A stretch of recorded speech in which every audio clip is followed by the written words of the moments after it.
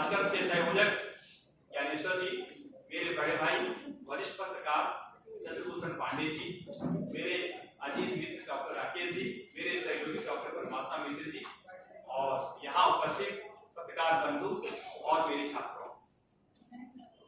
वस्तुतः आज जो कलेक्टर आए, एसपी आए, अगर ये कोई एनजीओ का कार्यक्रम होता तो विलंब था, लेकिन क्योंकि वो मीडिया का कार्यक्रम था इसलिए वो समय पर आया।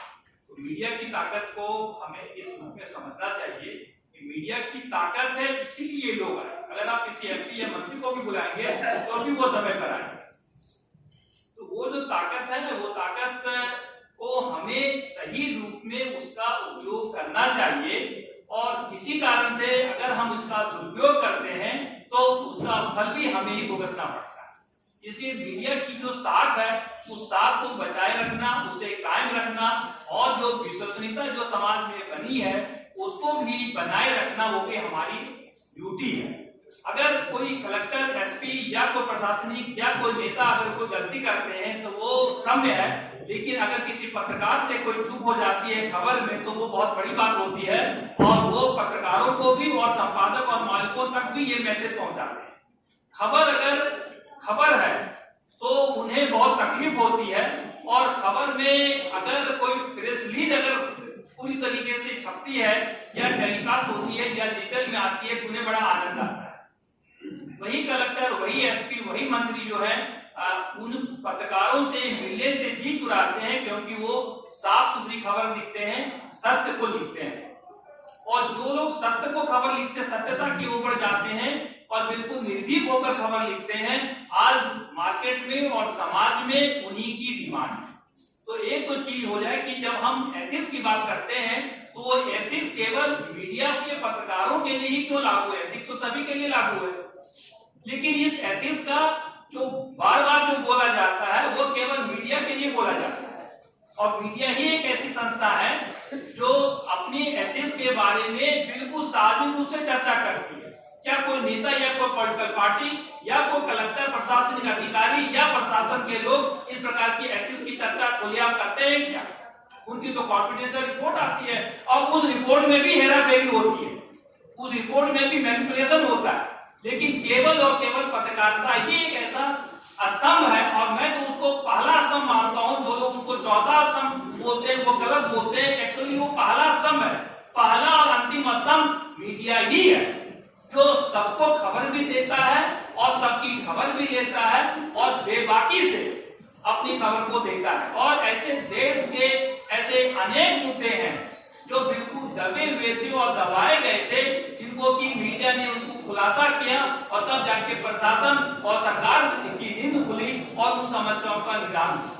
और अगर वो पत्रकार अगर वो खबर को नहीं थे तो समस्या का निदान ही ना हो। इसी के साथ साथ सरकार की जो योजनाएं और उपलब्धियां हैं उनको भी समाज तक पहुंचाने का काम केवल और केवल मीडिया करती है। अगर सरकारी एजेंसी इतनी सक्षम होती तो मीडिया का सहारा ही नहीं लेते।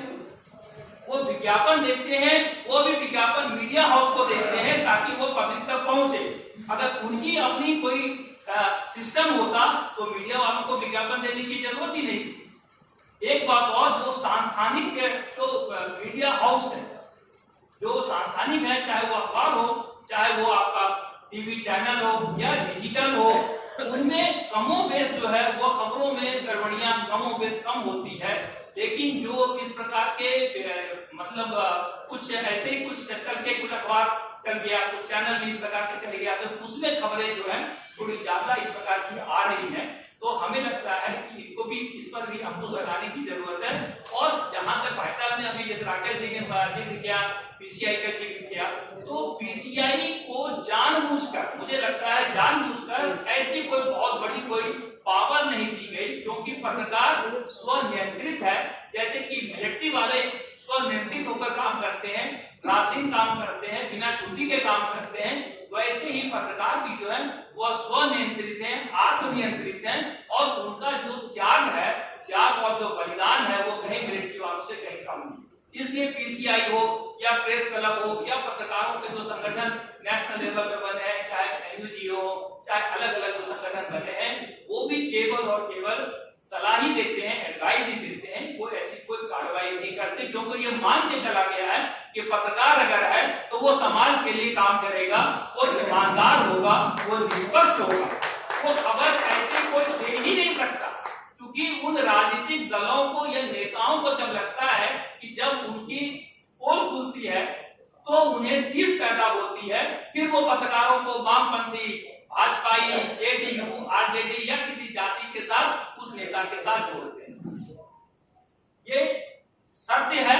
और हमें ये जो लगता है, हमें किस बात का गर्व है कि बिहार ने केवल ब्यूरोक्रेट ही नहीं दिया, बिहार ने तो हजारों पत्रकार दिए। आज देश में विभिन्न बड़े बड़े चैनलों में जाएं, बड़े चैनलों में जाएं, बड़े अखबारों में जाएं, उसमें ऊपर के पद पर, शीर्ष पद पर केवल और केवल बिहारी। बिहारी ब्यूरोक्रेट ही पूरे देश में नहीं है, पत्रकार है। अगर पत्रकार को आप माइनस कर देंगे, बिहारी पत्रकार को माइनस कर देंगे देश से, तो पूरा मामला शून्य वैसे ही हो जाएगा जैसे बिहार के मजदूर से मुंबई शून्य हो जाएगा, सूरत खत्म हो जाएगी, दिल्ली और कोलकाता खत्म। उसी तरीके से हमारे जो ब्यूरोक्रेट हैं, वो तो मैं देखा कि जो तो तेलंगाना में चीफ सेक्रेटरी, आपके उसके बाद जो है डीजीपी, अभी मैं पढ़ रहा था तो जो पंजाब के जो चीफ सेक्रेटरी वो तो बिहार से। तो इसलिए हमें इस बात पर फख्र होना चाहिए, गर्व करना चाहिए। और जो एथिक्स है वो तो संस्कार से आती है, वो कोई कानून से नहीं आती, वो संस्कार है। और हमारी मिट्टी में संस्कार तो बचपन से ही है, तो इसलिए उसमें कोई एथिक्स की ऐसी कोई बात नहीं है। और टाइम टू टाइम जो वरिष्ठ पत्रकार हैं, जैसे चंद्रभूषण पांडे जी हैं, ज्ञानेश्वर, ऐसे लोग बैठे, और जो यंग जो पत्रकार आ रहे हैं, जिनमें किसी कारण से समाज में जो गड़बड़ियां या इस थोड़ी सी करप्शन को लेकर थोड़ी ज्यादा बढ़ रही है, संस्कारों का लोप हो रहा है, तो वैसे में जो यंग पत्रकार जो आ रहे हैं वो तिलिस्म है कि एसपी ने तुरंत बुला लिया, काट दिया, तुरंत आ गए, कलेक्टर ने बुला लिया और फिर 2 काम निकाल दिए। इन चीजों को हमें रोकने की जरूरत है। जब तक हम इन बातों को रोकेंगे नहीं, तब तक पत्रकारिता की एथिक्स और पत्रकार का सम्मान तब तक नहीं बढ़ेगा। इसलिए सम्मान को बढ़ाना और घटाना भी हमारा ही काम है, किसी दूसरे का काम नहीं। इसमें सरकार कुछ नहीं कर सकती, और समाज जो है वो सब कुछ देख रही है, वो शिक्षकों को भी देख रही है, पत्रकारों को भी देख रही है, और प्रशासन के अधिकारियों को भी देखती है, सबको देखती है, और अपने अपने हिसाब से वो जज करते हैं। आज आप ध्यान रखें, आज से 10 साल 20 साल 30 साल पहले कोई पत्रकार आता था तो पत्रकार से बात करके ही ये पता चल जाता था कि किस पार्टी के कैंडिडेट जीत रहे या हार रहे। आज ऐसी स्थिति है क्या? क्यों ऐसी स्थिति नहीं है? आज पत्रकारों को बुला के समाज में जो कुछ भी कमियां होती थी या परिवार में भी कुछ गड़बड़ियां होती थी, उसमें लेकर वो एडवाइस देते, क्योंकि पत्रकार लेखक होता था, पत्रकार साहित्यकार होता था, पत्रकार विद्वान होता था, पत्रकार सामाजिक चिंतक होता था।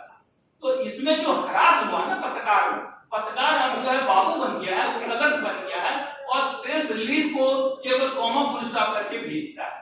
तो इन चीजों को जब तक हम और आप मिलकर ठीक नहीं करेंगे, तब तक पत्रकारिता की जो सुचिता है वो और नहीं बढ़ेगी।